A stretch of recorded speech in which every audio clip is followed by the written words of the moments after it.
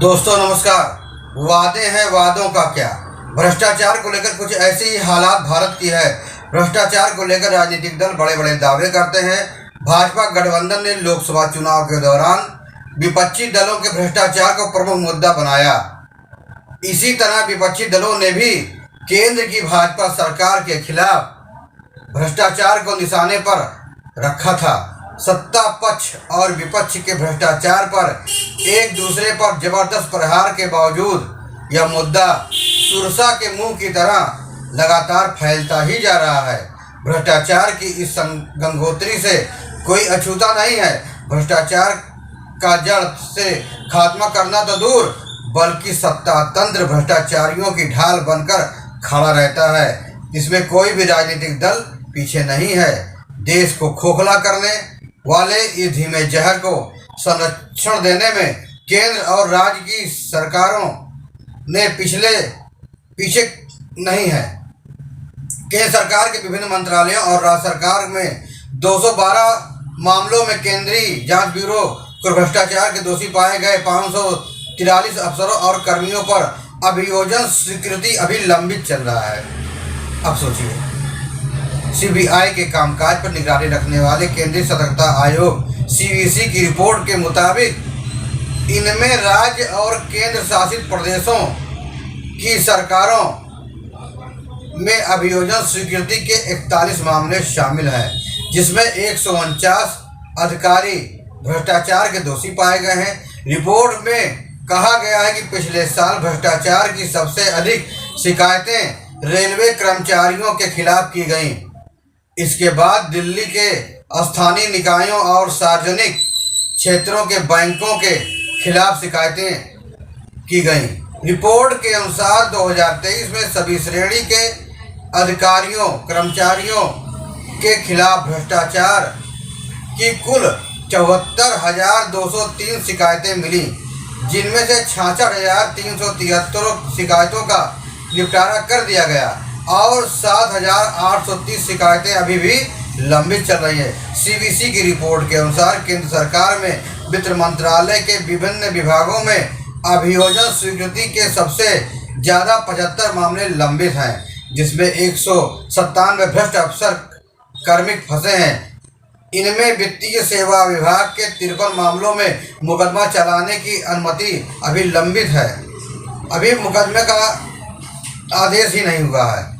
वित्त मंत्रालय के बाद रक्षा, रेल, शिक्षा तथा कार्मिक मंत्रालयों में लंबित मामलों की संख्या अपेक्षाकृत ज़्यादा है। राज्य सरकारों, केंद्र शासित प्रदेशों में भ्रष्टाचार के मामले में सैकड़ों अफसरों के खिलाफ अभियोजन की स्वीकृति नहीं दी जा रही है। अब सोचिए, राज्यों, केंद्र शासित राज्यों में कुल 41 भ्रष्टाचार के मामले 149 अधिकारी आरोपित हैं। इनमें महाराष्ट्र में 3 मामलों में 41 अधिकारी, उत्तर प्रदेश के 10 मामलों में 31 अधिकारी, पश्चिमी बंगाल के 4 मामलों में 25 अधिकारी, केंद्र शासित जम्मू कश्मीर में 4 मामलों में 19 अधिकारी, पंजाब में 4 मामलों में 6 अधिकारी, मध्य प्रदेश में 1 भ्रष्टाचार के प्रकरण में 1 अधिकारी शामिल है। रिपोर्ट के मुताबिक नियमों के अनुसार सीबीआई से प्रस्ताव भेजे जाने के बाद अधिकतम 3 महीने में अभियोजन स्वीकृति देने का प्रयास किया जाना चाहिए,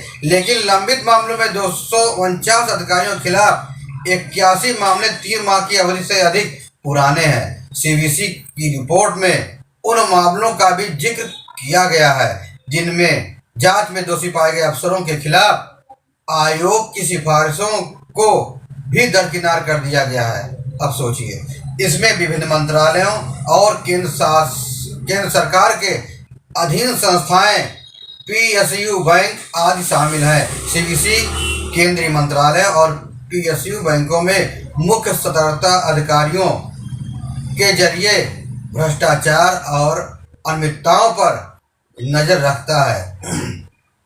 सीवीसी ने कहा है कि कुछ संगठन आयोग की सलाह पर अमल करने और आरोपी अधिकारी को चार्जशीट जारी करने में देरी करते हैं। अरे भाई, क्यों देरी हो रहा है?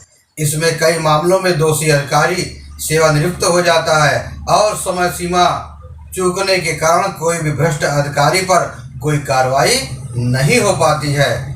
गौरतलब है कि सरकारी विभागों में विषबेल की तरह बढ़ते भ्रष्टाचार पर भारत विश्व में कलंकित हो रहा है। ट्रांसपेरेंसी इंटरनेशनल की एक रिपोर्ट के अनुसार 2023 के लिए भ्रष्टाचार धारणा सूचकांक में भारत 180 देशों में 93वें स्थान पर रहा, जबकि वर्ष 2022 में भारत की रैंक 50वीं थी। अर्थात भारत में भ्रष्टाचार की रफ्तार थमी नहीं है, इसमें तेजी आई है। इस सूचकांक में भारत 8 पायदान आगे बढ़ गया है। वर्ष 2023 की रिपोर्ट के मुताबिक दक्षिणी एशिया में पाकिस्तान 133 और श्रीलंका में 115 अपने कर्ज के बोझ के तले दबे हैं और राजनीतिक अस्थिरता से जूझ रहे हैं।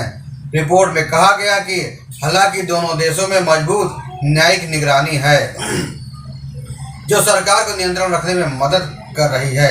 रिपोर्ट में कहा गया है कि चीन 76 ने पिछले दशक में भ्रष्टाचार के लिए 37 लाख से अधिक सार्वजनिक अधिकारियों को दंडित करके अपनी आक्रामक भ्रष्टाचार विरोधी कार्रवाई से खूब सुर्खियां बटोरी। पड़ोसी देश में भ्रष्टाचार के खिलाफ जबरदस्त कार्रवाई हो रही है, जबकि भारत में नहीं। भ्रष्टाचार से देश एक भी राज्य और केंद्र शासित प्रदेश अछूता नहीं है। केंद्र हो या राज्य सरकार हो, चाहे किसी भी राजनीतिक दल की सरकार हो, किंतु एक भी सत्तारूढ़ दल यह दावा नहीं कर सकता कि कोई भी एक विभाग पूर्णतया भ्रष्टाचार से मुक्त हो सका हो। देश की तरक्की में बाधक बना यह मुद्दा सिर्फ शोर शराबे तक सीमित रह जाता है, आरोप प्रत्यारोप तक रह जाता है। विपक्ष विपक्ष पर आरोप लगा रहा है। जमीनी स्तर पर कोई भी राजनीतिक दल इसके जड़ सहित खात्मे की दिशा की ओर गंभीर नहीं है। ऐसा नहीं है, भ्रष्टाचार के मामले में सिर्फ नौकरशाही शामिल है, राजनेता भी इससे पीछे नहीं है। दूसरे शब्दों में कहें तो दोनों के गठजोड़ के कारण, राजनेता और ब्यूरोक्रेट के गठजोड़ के कारण ही भ्रष्टाचार पनप रहा है, बढ़ रहा है। केंद्र और राज्य की सरकारें विकास और पारदर्शिता के चाहे जितने दावे कर लें, जब तक भ्रष्टाचार मौजूद है तब तक देश इस मुद्दे पर शर्मसार होता ही रहेगा। फिर मिलेंगे नई जानकारी के साथ, नई खबरों के साथ। तब तक आप स्वस्थ रहें, सुरक्षित रहें। धन्यवाद।